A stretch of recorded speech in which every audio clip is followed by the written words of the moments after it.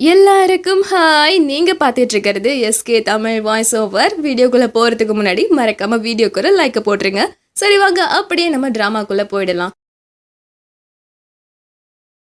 இப்போ டிராமாவை ஓப்பன் பண்ணோம் அப்படின்னா நம்ம கதையோட டாம்பாய் தங்கச்சியை தான் காட்டுறாங்க. இவளோட பேரு ஜியான். இப்போ ஜியான் வேகமா வரும்போது பின்னாடியே ஜியானோட ஃப்ரெண்டு டியான் யூ அவன் ஓடி வந்து ஜியான் ஜியான் ப்ளீஸ் ஜியான் என் கூட பேஸ்கெட் பால் விளையாடவா அப்படின்னு கூப்பிடுறான். டேய் எனக்கு வேலை இருக்கு போட அப்படின்னு இவ சொல்ல, ஏ ப்ளீஸ் நீ மட்டும் வரலனா நான் இந்த கேமில் தோற்று போயிடுவேன். என்னது ஒரு பொண்ணு வந்து தான் நீ கேமில் ஜெயிக்கணுமா? அப்போ அந்த அளவுக்கு நீ கோழையா? போடா எனக்கு டைம் ஆச்சு அப்படின்னு சொல்லிட்டு குடு குடுன்னு அங்கேருந்து ஓடுறா. இதுவே இன்னொரு பக்கம் நம்ம கதையோட ஹீரோயின் இவளோட பேரு நியான். அந்த ஸ்கூல்லே ரொம்ப அழகான பொண்ணு, சைலண்டான பொண்ணு, எல்லாருக்குமே இவ்வளோ ரொம்ப பிடிக்கும். இப்போ அவளோட டீச்சர் கூட இங்கே பாரு நாளைக்கு ஒரு ஸ்பீச் காம்படிஷன் இருக்குது, அதுக்கு நீ நல்லா ப்ரிப்பேர் பண்ணணும் ஓகே அப்படின்னு சொல்ல, ஓகே மேம் நான் பார்த்துக்கிறேன் அப்படின்னு சொல்லிட்டு இவ ஒரு மாதிரி வெளியே வரா. அப்போ அந்த இடத்துல ஒரு பையனை பார்த்து சிரிக்கிறா. அங்கே இருக்கிறது வேற யாரும் இல்லை, நம்ம கதையோட ஹீரோ தான். இவனோட பேரு சென். நம்ம ஹீரோயின் நியானுக்கு சின்ன வயசுல இருந்தே இவன் மேலே ஒரு க்ரஷ்ஷு. பட் அவன்கிட்ட இன்னும் பேசினதே இல்லை. ஸோ ஈன்னு இழிச்சிட்டு அவன் பின்னாடியே போயிட்டு இருக்கா. தென் கொஞ்ச நேரத்துலேயே ஸ்கூல் முடியுது. அப்போ நம்ம ஹீரோயின் கிளம்பும் போது ஹீரோயினுக்கு ஷாஷான்னு ஒரு ஃப்ரெண்டு இருப்பா. அவள் ஓடி வந்து ஒரு நிமிஷம் இருடி, என் சைக்கிளை நான் எங்கே பார்க் பண்ணேன்னு தெரியல அப்படின்னு சைக்கிள் ஸ்டாண்டுக்கிட்ட சைக்கிளை தேடுறா. நம்ம ஹீரோயினும் அப்படியே வெயிட் பண்ணும் போது அந்த இடத்துல நம்ம ஹீரோவோட சைக்கிள் இருக்கிறத பார்க்குறா. உடனே அவளுக்கு ஒரு ஆர்வம் வருது, அந்த சைக்கிளை போய் தொட்டு பார்க்கலாம் அப்படின்னு சொல்லிட்டு வெக்கப்பட்டுக்கிட்டே கிட்ட போறா. அண்ட் இதை பின்னாடியிலிருந்து டாம்பாய் தங்கச்சி இருக்கா இல்லையா அந்த ஜியான் அவ நோட் பண்ணுறா. அவ உடனே நினைக்கிறா, ஐயோ இந்த நியான் எவ்வளோ அழகா இருக்கா அப்படின்னு சொல்லி நியானை பார்க்கும்போது அந்த டைமில் கரெக்டாக அந்த பிளேஸ்க்கு சென் வந்துடுறான். உடனே அவன் ஜியான் அப்படின்னு கத்த இவனோட சத்தத்தை கேட்டு நியான் பயந்து போய் சைக்கிள் எல்லாத்தையும் அப்படியே தள்ளி விட்டுடுறா. இதை பார்த்த உடனே அவன் ஐயோ எல்லா சைக்கிளையும் தள்ளி விட்டுட்டியா அப்படின்னு முறைச்சிட்டே வர, அது வந்து அப்படின்னு அவ திணறா. பட் ஜியான் ஓடி வந்து லூசு எல்லாமே ஒன்னால தான்டா, நீ கத்துனதுல தான் அவள் பயந்து போய் எல்லாத்தையும் தள்ளி விட்டுட்டா அப்படின்னு சொல்ல, உடனே ஹீரோ முறைச்சிக்கிட்டே பாதி சைக்கிளை எடுத்து வைக்கிறான். உடனே இவ கேட்குறா, மீதியை யார் எடுத்து வைப்பா அப்படின்னு கேட்க, யார் தள்ளி விட்டாங்களோ அவங்களே எடுத்து வச்சுக்கட்டும் அப்படின்னு ஹீரோயினை பார்த்து முறைச்சிட்டு போகிறான். பட் உடனே இந்த ஜியான் ஹீரோயின் கிட்ட வந்து நீ ஒன்றும் கவலைப்படாத நான் உனக்கு ஹெல்ப் பண்ணுறேன் அப்படின்னு சிரிச்சுட்டே சொல்கிறா. ஹீரோயின் இல்லைங்க பரவாயில்லைங்க அப்படின்னு சொல்ல, எதுக்கு வாங்க போங்கன்னு சொல்கிற, நம்ம 2 பேரும் கிளாஸ்மேட்டு தானே ஃப்ரீயாக பேசு அப்படின்னு சொல்லிட்டு இவ ரொம்ப ஜாலியாக சிரிச்சுட்டே அங்கேருந்து போகிறா. தென் ஜியானும் நம்ம ஹீரோவும் ஒன்றா சைக்கிளில் வீட்டுக்கு வராங்க. அப்படி வரும்போது ஜியான் சொல்கிறா, இங்கே பாருடா நான் வந்து இந்த வருஷம் ஃபிசிக்ஸ் காம்படிஷனில் கலந்துக்க போகிறேன். என்னது நீ அதில் கலந்துக்க போறியா? ஆமாம் போன வருஷம் நீ கலந்துக்கிட்டு ஃபஸ்ட்டு ப்ரைஸ் வாங்கினல, அதே மாதிரி நானும் இந்த வருஷம் கலந்துக்கிறேன். என்னது அதெல்லாம் நீ கலந்துக்க வேணாம் அப்படின்னு ஹீரோ சொல்ல, அட போடா நீயும் கலந்துக்க மாட்டேன் என்னையும் கலந்துக்க விட மாட்டேன், உனக்கு ஒரு வேலையே இல்லை அப்படின்னு இவ முறைச்சிட்டே வந்துடுறா. பட் வந்தவ சும்மா இல்லை, அவளுக்கு ஃபிசிக்ஸ் காம்படிஷனில் கலந்துக்கிட்டே ஆகணும் போல இருக்கு. ஸோ அங்கே வந்து ஒரு ஃபார்ம் கொடுத்துருக்காங்க பேரண்ட்ஸ் கிட்ட இல்லை வீட்டில் இருக்க யார்கிட்டையாவது சைன் வாங்க சொல்லி. அதில் சைன் பண்ணாதான் அந்த காம்படிஷன்லேயே கலந்துக்க முடியும். ஸோ இப்போ இவ என்ன செஞ்சிடுறானா, அவளுக்கு டியான்யூன்னு ஒரு ஃப்ரெண்டு இருப்பான்ல அவனை வச்சு அப்படியே ஹீரோ மாதிரி அந்த ஃபார்மில் சைன் போட்டு வாங்கிடுறா. வாங்கிட்டு அப்படியே நைஸாக வீட்டுக்கு வரும்போது எங்கே போயிட்டு வர அப்படின்னு ஹீரோ கேட்குறான். அது நான் எங்கேயோ போயிட்டு வரேன், உன்கிட்ட எதுக்கு சொல்லணும்? இவ்வளோ லேட்டாக வீட்டுக்கு வருவ அப்படின்னு ஹீரோ கேட்க, சும்மா என்னை கண்ட்ரோல் பண்ண ட்ரை பண்ணாத அப்படின்னு இவன் முறைச்சிட்டே உள்ளே வந்து, இவனுக்கு ஒரு வேலையே இல்லை, இதை பண்ணாத அதை பண்ணு அப்படின்னு என்னை தொல்லை கொடுத்துட்டே இருக்கான் அப்படின்னு யோசிக்கிறா. அட் த சேம் டைம் இன்னொரு பக்கம் நம்ம கதையோட ஹீரோயினுமே அவளோட ரூமில் இருக்கும் போது திடீர்னு அங்கே நிறைய வால் நட்சத்திரம் வர ஆரம்பிக்குது. அப்போ இவன் மனசில் வேண்டிக்கிறா, அட இவ்வளோ வால் நட்சத்திரமா, அப்போ நான் எது வேண்டுனாலும் அது பழிச்சிரும்ல அப்படின்னு சொல்லிட்டு, கடவுளே நான் எப்போதுமே என்னோட க்ரஷ் சென் கூடவே இருக்கணும் அப்படின்னு வேண்டிக்கிறா. அட் த சேம் டைம் இன்னொரு பக்கம் அந்த டாம் பாய் இருக்கால அவ வேண்டிக்கிறா, கடவுளே இந்த சென் கிட்ட இருந்து நீ எப்படியாவது காப்பாத்து அப்படின்னு வேண்டிக்கிறா. இப்போ இவங்க வேண்டிக்கிறது பழிக்கிற மாதிரி கடவுள் என்ன செஞ்சிடறாரு, இவங்க 2 பேரோட சோலையும் அப்படியே ஷிஃப்ட் பண்ணிடுறாரு. தென் இப்படியே நெக்ஸ்ட் டே ஆகுது. இப்போ நம்ம ஹீரோ வந்து ஜியான் எவ்வளோ நேரம் தூங்குவ எழுந்திரிடி அப்படின்னு சொல்லி எழுப்புறான். அதோ எந்திரிக்கிறேன் அப்படின்னு சொல்லிட்டு அப்படியே கண்ணை திறக்கிறா ஜியான். ஆனால் உள்ளுக்குள்ளே இருக்கிறது நியான். ஜியான் நியான்னு சொன்னால் கொஞ்சம் கன்ஃபியூஸாக இருக்கும், அதனால நான் ஹீரோயினே சொல்லிக்கிறேன். இப்போ ஜியானோட உடம்புக்குள்ளே நம்ம ஹீரோயின் இருக்காங்க. ஒரு நிமிஷம் ஹீரோயினுக்கு ஒன்றும் புரியல, ஆமாம் இங்கே என்ன நடக்குது, என் மூஞ்சியே மாறி போயிருக்கு, ஒருவேளை நான் கனவு கண்டுட்டு இருக்கணும் அப்படின்னு யோசிக்கிறா. இதுவே இன்னொரு பக்கம் நியான் உடம்புக்குள்ள இருக்க நம்ம ஜியான் எந்திரிக்கிறா. அவளும் எந்திரிச்சு, ஆமா நான் எங்க இருக்கேன், நான் என்ன இந்த பொண்ணு உடம்புக்குள்ள இருக்க, இங்க என்ன நடக்குது அப்படின்னு யோசிக்கும் போது, நியான் என்ன பண்ணிட்டு இருக்க, டைம் ஆச்சு பாரு, இந்த சீக்கிரமா ட்ரெஸ்ஸை போடு அப்படின்னு சொல்லி அவங்க அம்மா நிறைய அழகழகான ட்ரெஸ் எல்லாம் எடுத்து வச்சுட்டு போக, அட இந்த ட்ரெஸ் எல்லாம் என்னோடதா, அதோட எங்க ஸ்கூல்லையே அழகான பொண்ணு உடம்புக்குள்ள நான் வந்துட்டேனா அப்படின்னா கண்டிப்பா இது கனவா தான் இருக்கும். பட் கனவா இருந்தாலும் என்ன, நான் ஜாலியா என்ஜாய் பண்ண போறேன் அப்படின்னு நம்ம ஹீரோயின் உடம்புக்குள்ள இருக்க ஜியான் ரொம்ப குஷியா கிளம்பி ஸ்கூலுக்கு போறா. இன்னொரு பக்கம் ஜியான் உடம்புக்குள்ள இருக்க நம்ம ஹீரோயின், இது கண்டிப்பா கனவா தான் இருக்கும் அப்படின்னு தயங்கிட்டே வரும்போது அங்க ஹீரோ உட்காந்துருக்கான். உடனே இவ போய் கன்னத்துல கை வச்சுட்டு, அட கனவா இருந்தாலும் எல்லாம் உண்மை மாதிரியே இருக்கு அப்படின்னு யோசிக்க, என்ன பார்த்துட்டு இருக்க, சீக்கிரம் சாப்பிட்டுட்டு கிளம்பு அப்படின்னு சொல்றான். சரி சரி அப்படின்னு இவ வேகமா சாப்பிட்டுட்டு கிளம்புறா. அப்படி போகும்போது, சரி சீக்கிரமா சைக்கிள்ல ஏறு நம்ம கிளம்பணும் அப்படின்னு ஹீரோ சொல்ல, நான் சைக்கிள்ல ஏறணுமா அப்படின்னு இவ வெக்கப்பட்டுக்கிட்டே ஒன் சைடா உட்காடுறா. உனக்கு இன்னைக்கு பீரியட்ஸா என்ன அப்படின்னு அவன் கேட்குறான். இல்லையே, அப்புறம் எதுக்கு ஒன் சைடு உட்காடுற, ஒழுங்கா டபுள் சைடு காலை போட்டு உட்காரு அப்படின்னு சொல்ல, வெக்கப்பட்டுக்கிட்டே இவ 2 சைடு கால் போட்டு உட்காடுறா. அண்ட் அப்போ சைக்கிளில் போகும்போது இவ ஜாலியாக ஹீரோவை ஹக் பண்ணிக்க, இப்போ நீ கையை எடுக்கிறியா இல்லையா அப்படின்னு அவன் கேட்குறான். அப்பயுமே இவ கை எடுக்கலை. சரி என்னமோ பண்ணு அப்படின்னு சொல்லிட்டு அவன் ஹீரோயினை கொண்டுட்டு வந்து ஸ்கூலில் விட்டுடுறான். இன்னொரு பக்கம் நம்ம ஹீரோயின் உடம்புக்குள்ளே இருக்க ஜியான் இருக்கால, அவள் செம்ம ஜாலியாக, ஐயோ நான் பேர் அழகியாயிட்டேன் அப்படின்னு அப்படியே காய்ச்சி மூச்சுன்னு கத்திக்கிட்டே ஸ்கூலுக்கு வரா. இன்னொரு பக்கம் ஜியான் உடம்புக்குள்ளே இருக்க ஹீரோயினும், அட கனவுல கூட ஸ்கூல் ஒரே மாதிரி தான் இருக்குமா அப்படின்னு யோசிச்சுட்டே வரும்போது, ஜியான் நீங்க என்ன பண்ற அப்படின்னு டியான் வரான்.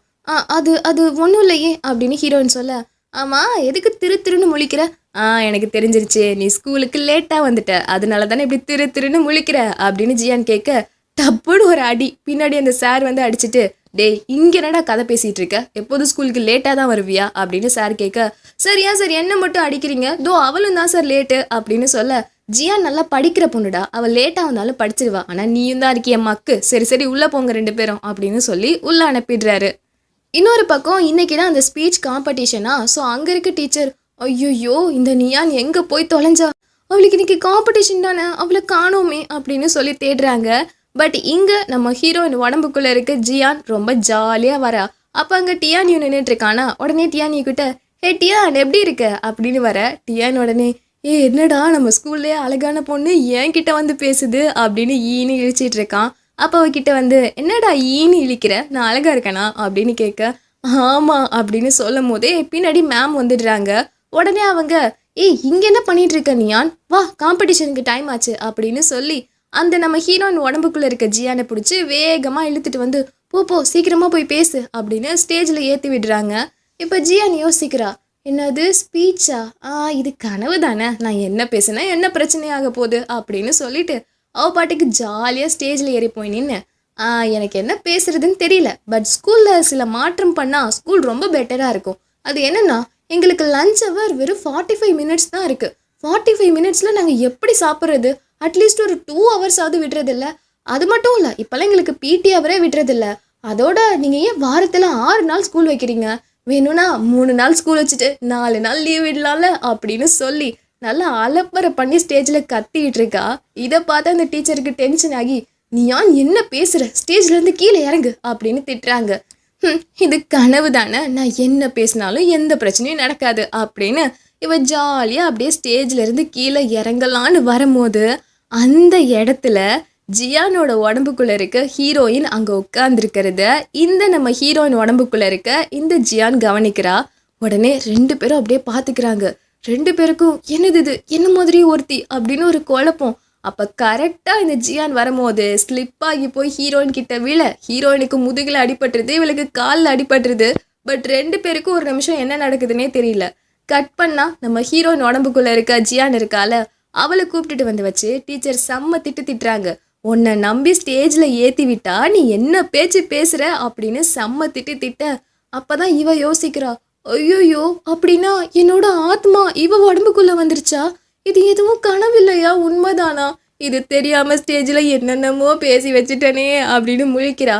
இப்போ அந்த டீச்சரும், உனக்கு என்னதான் பிரச்சனை, எதுக்கு ஸ்டேஜில் அப்படி பேசின அப்படின்னு கேட்க, அது வந்து எங்கள் வீட்டில் கொஞ்சம் பிரச்சனை மேடம், அதை பற்றி யோசிச்சு என் மண்டை குழம்பி நான் ஸ்டேஜில் என்னென்னமோ உளறிட்டேன், மன்னிச்சிருங்க மேடம் அப்படின்னு அவள் சமாளிச்சிட்டு இருக்கா. பட் இப்படி இவ சமாளிக்கிறத வெளியே இருந்து உண்மையான நம்ம ஹீரோயின் அம்மா நோட் பண்ணிட்டு இருக்காங்க. இன்னொரு பக்கம் ஜியான் உடம்புக்குள்ள இருக்க நம்ம ஹீரோயின், ஐயோ அப்படின்னா இது எல்லாமே நிஜம்தானா? என்னோட உடம்புக்குள்ள இப்போ உண்மையான ஜியான் இருக்கா? ஜியானோட உடம்புக்குள்ள நான் இருக்கேன் அப்படின்னு குழப்பத்துல இருக்க. அப்போ ஹீரோ பக்கத்துல இருந்து திட்டிட்டு இருக்கான், உனக்கு கொஞ்சம் கூட அறிவில்லையா? இங்கேயாவது பொண்ணு மாதிரி நடந்துக்கிறியா? ஏன் இப்படி கை கால்லாம் அடிபட்டிருக்கு அப்படின்னு திட்ட.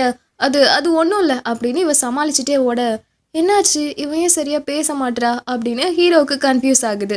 இன்னொரு பக்கம் நம்ம ஹீரோயின் உடம்புக்குள்ள இருக்க ஜியான் இருக்கால, அவள் வந்து வீட்டுக்கு போகும்போது காரில் ஏறிட்டு, அப்பா இன்னைக்கு நான் காம்படிஷனில் ஒழுங்காக பார்ட்டிசிபேட் பண்ணலப்பா அப்படின்னு பாவமாக சொல்ல, உடனே அவர், பரவாயில்ல நியான், உன்னை பற்றி எனக்கு தெரியும், ஒருவேளை இந்த டைம் சொதப்பிடுச்சுன்னா என்ன, நெக்ஸ்ட் டைம் பார்த்துக்கலாம் அப்படின்னு அவர் சொல்ல, உடனே இவளுக்கு சந்தோஷம்.